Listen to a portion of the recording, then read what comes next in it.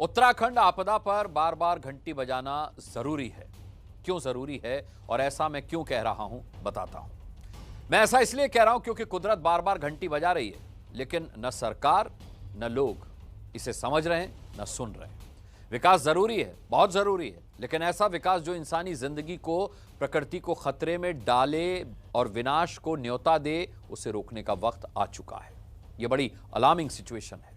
आज हम आपको जो रिपोर्ट दिखाने वाले हैं उसे देखना आप सबके लिए बहुत जरूरी है। इस रिपोर्ट में हम आपको चमोली के लोगों का दर्द तो दिखाएंगे ही, उन्हें पता था यह भी बताएंगे कि यह पावर प्रोजेक्ट जो उनके यहां बन रहा है, चल रहा है, उनकी जिंदगी में बड़ी मुसीबत बनने जा रहे हैं।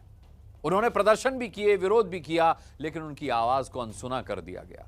सिर्फ इन लोगों ने नहीं बल्कि सुप्रीम कोर्ट की बनाई कमेटी की चेतावनी को भी नजरअंदाज कर दिया गया। और नतीजा आज आपके सामने है।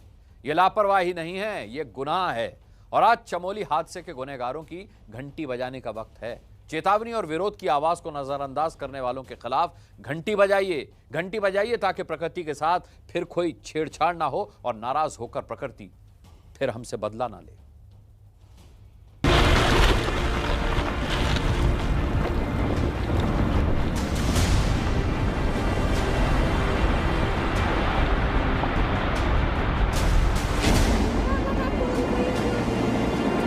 लड़का नहीं न हमारे लड़का परदेश गए, परदेश से लौटन नहीं, सिकंडोई गाँव भाई नहीं आए तब से फोन नहीं, परसों से फोन नहीं आया।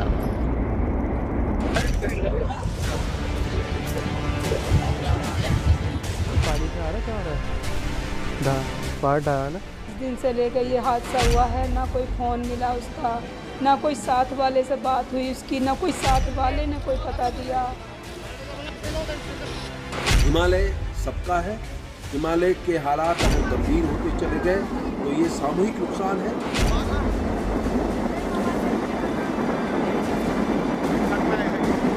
पेड़ों को मत काटो, इस पे जितना भी पर्यावरण सुरक्षित रहने दो, नहीं तो आपको कहीं आगे इसका भी नतीजा भुगतना पड़ेगा। सबको पता था खतरा कितना बड़ा है।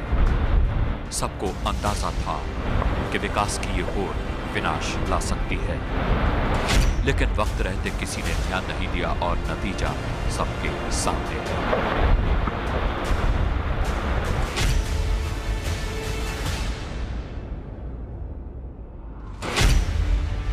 यह है उत्तर प्रदेश के अमरोहा का सैनी परिवार जो अपने बेटे की चिंता में घुला जा रहा है। इस घर का बेटा विनीत सैनी इंजीनियर है और तपोवन के विष्णुगाड पावर प्रोजेक्ट में तैनात था। आपदा के बाद से ही उसका कोई पता नहीं चल पा रहा है। परिवार का रो रो कर बुरा हाल है।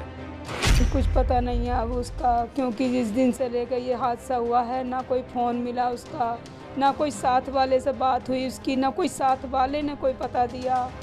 ये टीवी पे देख कर और किसी और के द्वारा पता लगा, जो ये इस बात का हमें जानकारी मिली थी जब। यूपी के चंदौली के रहने वाले पंकज पांडे के परिवार की हालत ऐसी ही है। हादसे के बाद से ही पंकज लापता है। पंकज तपोवन के पावर प्रोजेक्ट में सुपरवाइजर थे। घटना के वक्त वो मजदूरों को पैसा देने गए थे। जैसे जैसे दिन गुजर रहे हैं, परिवार की बेचैनी बढ़ती जा रही है।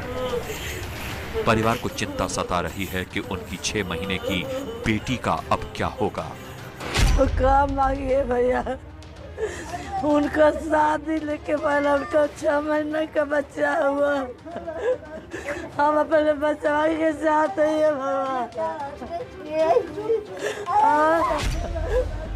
विनीत और पंकज के परिवार अकेले नहीं हैं। ऐसे कई परिवार हैं जिनकी धड़कनें हादसे के बाद से ही बढ़ी हुई हैं। किसी अनहोनी की आशंका से दिल बैठा जा रहा है।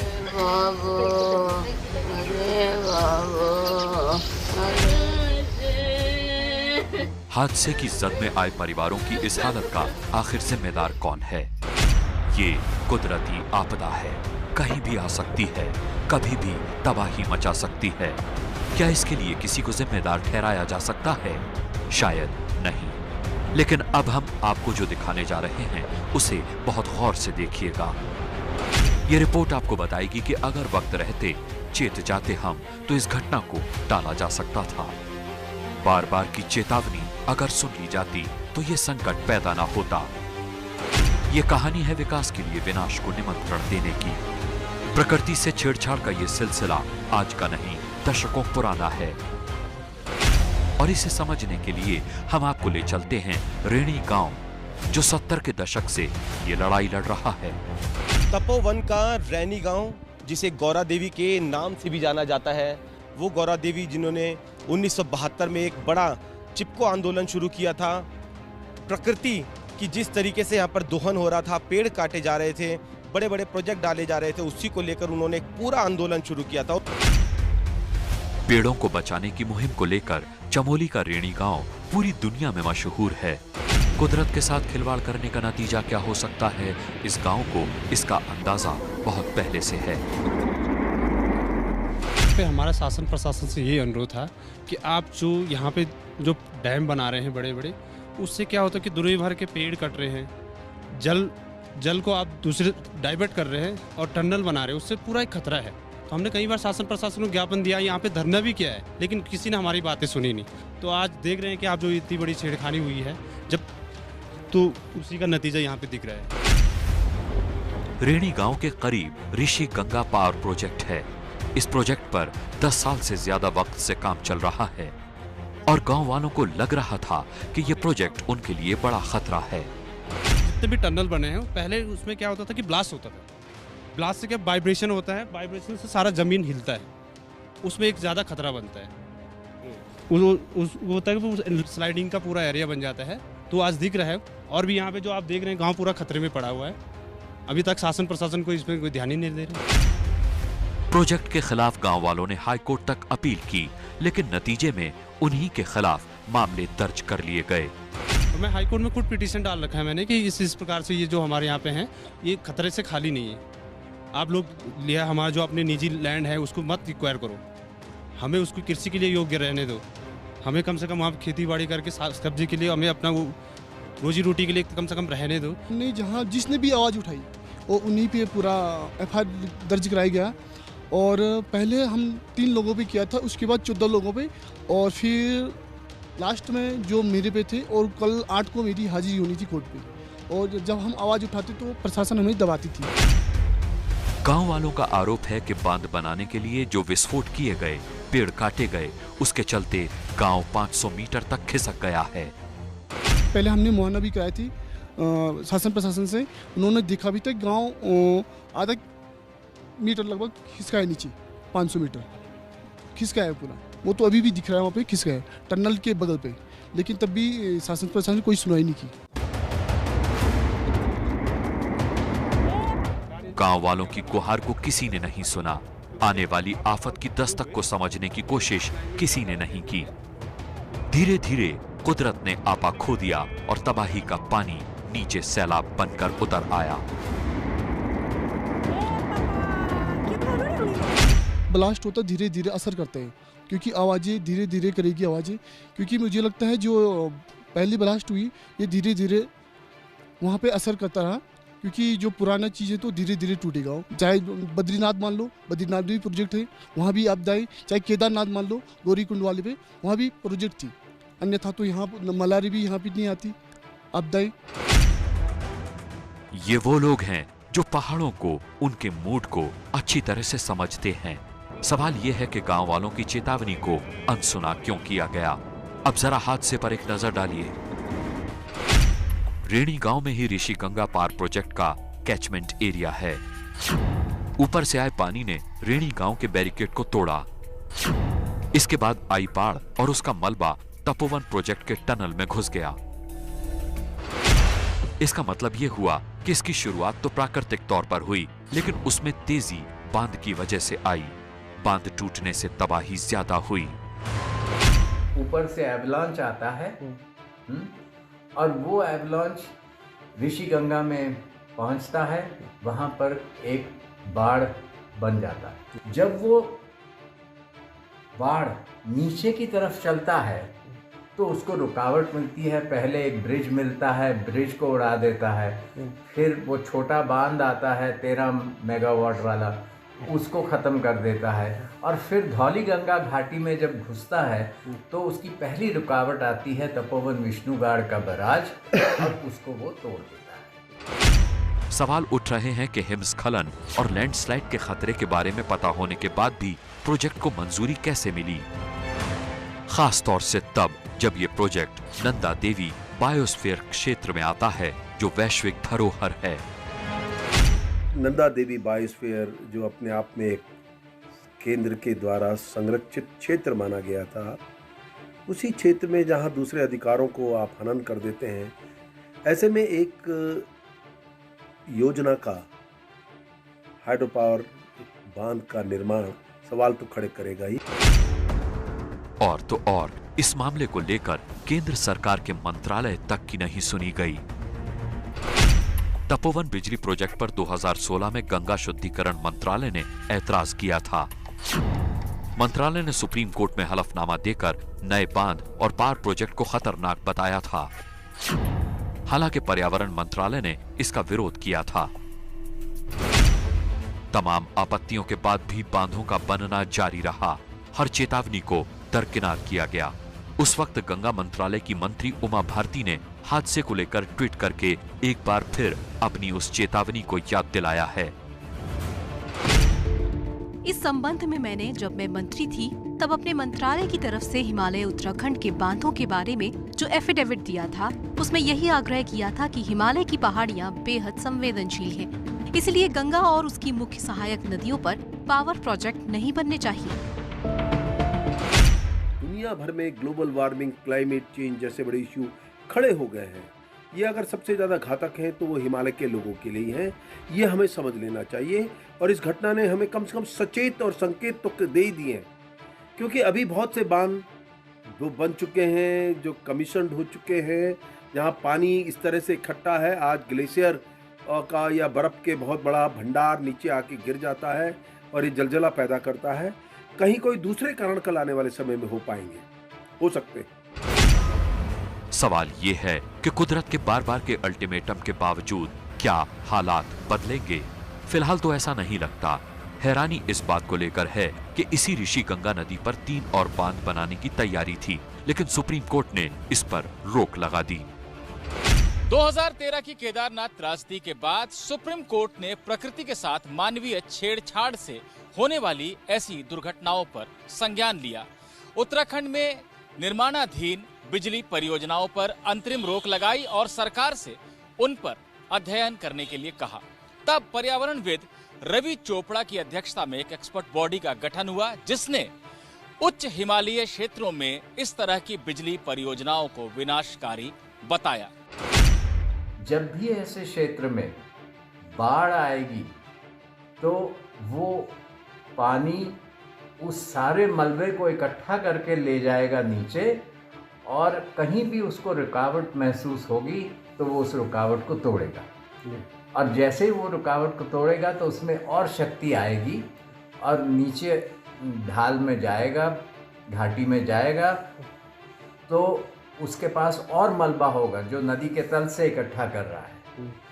अंत में नतीजा ये होता है कि जब तक नदी के तल का ढाल थोड़ा कम ना हो जाए तब तक ये क्षति करता जाता है। लेकिन केंद्र और उत्तराखंड सरकार ने कमेटी की रिपोर्ट को ये कहकर नहीं माना कि वो सामान्य धारणा पर आधारित है और उसके पीछे कोई रिसर्च नहीं है। कोर्ट में राज्य की बिजली जरूरतों का हवाला भी दिया गया। उत्तराखंड सरकार ने निर्माण खर्च का हवाला देते हुए रोक हटाने की मांग की। रोके गए 24 प्रोजेक्ट और 6 हाइडल पावर प्रोजेक्ट बना रही कंपनियों ने भी सुप्रीम कोर्ट में याचिका दाखिल की। 2016 में केंद्रीय पर्यावरण मंत्रालय ने अपने स्टैंड में बदलाव की बात कही। मंत्रालय का कहना था कि निर्माण की प्रक्रिया में बदलाव करके पावर प्रोजेक्ट बनाने की अनुमति दी जा सकती है। सुप्रीम कोर्ट ने भी सरकार से इस पर जवाब मांगा था। तब से लेकर अब तक इस मामले में आगे की सुनवाई नहीं हुई है। आपदा के बाद अब पर्यावरणविद भी सवाल उठा रहे हैं कि क्या बांध ही विकास के प्रतीक हैं? क्या बिजली बनाने के दूसरे तरीकों पर नहीं सोचा जा सकता ताकि कुदरत के साथ छेड़छाड़ को कम किया जा सके? सवाल कई तरह के खड़े हैं। उनमें से एक सबसे महत्वपूर्ण है कि क्या अभी भी बांध ही हमारी ऊर्जा के विकल्प होंगे? हम क्या ने विज्ञान जो कि चंद्रमा तक जा सकता है, बृहस्पति की खोज कर सकता है, क्या वो विज्ञान इस तरफ नहीं झोंका जाएगा कि हम इन तरह की जल ऊर्जाओं का तरीका बांध नहीं कोई अन्य माध्यम बनाएं, कोई विकल्प पर चर्चा करें। उत्तराखंड में जल विद्युत परियोजनाओं का जाल है। छोटी बड़ी कई परियोजनाएं यहां चल रही हैं। उत्तराखंड सरकार ने 2005 से 2010 के बीच 2 दर्जन से ज्यादा ऐसे पावर प्रोजेक्ट को मंजूरी दी है। तो क्या ये सब बिना सोचे समझे हो रहा है? हिमालय पर बिगड़ते हालात की ओर किसी का ध्यान नहीं है? क्या एक बड़ी आफत को बुलावा नहीं दिया जा रहा? और इसे रोकने के लिए अब सबको क्या आगे आने की जरूरत नहीं है? हिमालय सबका है। हिमालय के हालात अगर गंभीर होते चले गए तो ये सामूहिक नुकसान है, तो इसलिए सामूहिक दायित्व का भी समय है। और अब समय है कि हम कोसा कासी पे न लगें, हम दूसरों की आलोचनाओं से न जुटे, बल्कि सामूहिक रूप से एक मत बनाते हुए आगे वाले समय की रणनीति को बेहतर करें, ताकि इस तरह की घटनाओं से हम आने वाले समय में बच सकें। त्रासदी प्राकृतिक है, लेकिन इंसान ने इसे और भयावह बना दिया है। विकास के लिए जंगल काटे जा रहे हैं, नदियों के बहाव को रोका जा रहा है। कुदरत से जब इस तरह की छेड़छाड़ होती है तो वो अपने तरीके से बदला लेती है। 8 साल पहले केदारनाथ से खतरे का एक संकेत मिला था, अब ये दूसरा अलार्म है, लेकिन इसे सुनने वाला कोई नहीं। सवाल ये कि बार बार बांधों को लेकर उठ रहे सवालों को नजरअंदाज क्यों किया गया? क्या विकास के लिए विनाश को दावत दी गई? जरूरत है कुदरत को खतरे में डालने वालों की घंटी बजाने की, इंसानी जिंदगी का मोल न समझने वाले लापरवाह लोगों की घंटी बजाने की। अपनी मौत से सिर्फ 2 दिन पहले गोदाम के इंचार्ज ने चोरी की न सिर्फ शिकायत की थी, बल्कि उसका आरोप जिला विपणन अधिकारी पर लगाया था। और 2 दिन बाद उसकी लाश उसी के गोदाम में लटकी हुई मिली। ये आत्महत्या है या हत्या, ये तो जांच के बाद पता चलेगा, लेकिन एक बात तो तय है कि इस मामले में कोई ना कोई गोलमाल जरूर है। इसीलिए आज हम घंटी बजाएंगे देश के अनाज पर नजर डालने वालों की। ये हंगामा है मध्य प्रदेश के डिंडौरी का। लोगों का गुस्सा भड़का है अनाज के सरकारी गोदाम के इंचार्ज केशव मोगरे की मौत के बाद।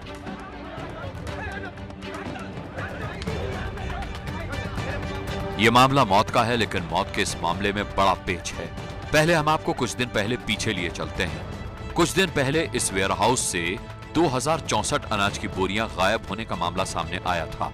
इस अनाज की कीमत लाखों में है। एबीपी न्यूज के कैमरे पर तब यहां के इंचार्ज केशव मोगरे ने संगीन आरोप लगाए थे। 2064 बोरी गायब हुआ है और ये अयोध्या प्रसाद गवले वहाँ पे 2014-15 से काम कर रहा है, जो जिला विपणन अधिकारी का सगा भतीजा है। मैं वहाँ का गोदाम प्रभारी था मतलब हूँ, लेकिन सारा काम उसी के द्वारा किया जाता था। जिला विपणन अधिकारी श्री एस के गवले द्वारा, उनका सगा भतीजा है, उन्हीं के द्वारा कराया जाता था काम। इसकी शिकायत कहीं की है? मैंने जिला विपणन अधिकारी को 29/12/2020 को कर दिया है, डीएमओ को, लेकिन अभी तक उनके द्वारा कोई कार्रवाई नहीं की गई है। कितनी मात्रा थी धान की बोरी, वजन में कितना? वहाँ पे था हमारे पास 7,894 क्विंटल। गायब कितना हुआ? नहीं, गायब बोरी की संख्या 2064 मिल रही है। सुना आपने, केशव मोगरे का आरोप है कि अनाज की चोरी किसी और ने नहीं बल्कि यहाँ तैनात चौकीदार ने की है। सिर्फ यही नहीं, मोगरे का आरोप ज्यादा गंभीर इसलिए है क्योंकि उसने जिला विपणन अधिकारी KS गवले पर भी इसमें शामिल होने का आरोप लगाया था, क्योंकि चौकीदार अयोध्या गवले उनका भतीजा है। केशव मोगरे ने इस मामले की शिकायत गवले से की थी, लेकिन तब उन्होंने कोई कार्रवाई नहीं की। लेकिन उसके बाद केशव मोगरे की मौत से कई सवाल खड़े हो गए। सवाल ये कि क्या अनाज की चोरी के मामले को दबाने के लिए उनकी हत्या कर दी गई? परिवार वालों का आरोप सीधा जिला विपणन अधिकारी पर है। क्या हुआ है, आज सुबह 6 बजे गवले ने फोन करके बुलवाया कि आप अकेले आइए, कुछ बातचीत करना है इस संबंध में। फिर गवले और अयोध्या ने मिलकर इनको फांसी मार के और फांसी में टांग दिए।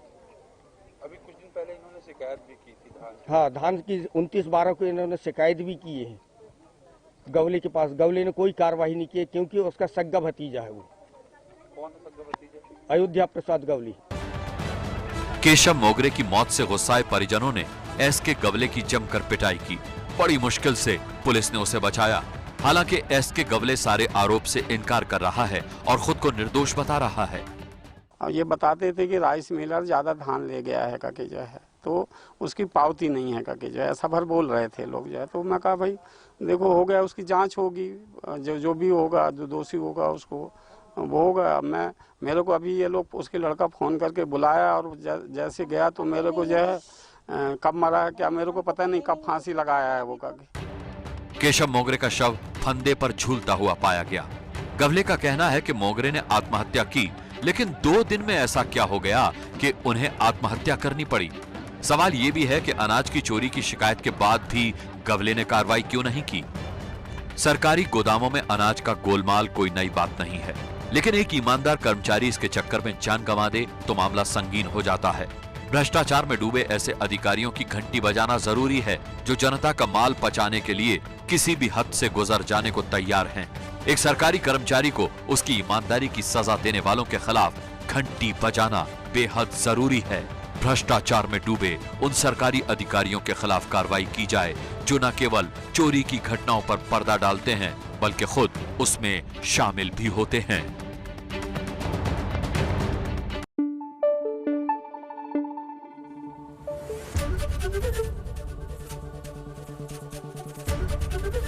एबीपी न्यूज आपको रखे आगे।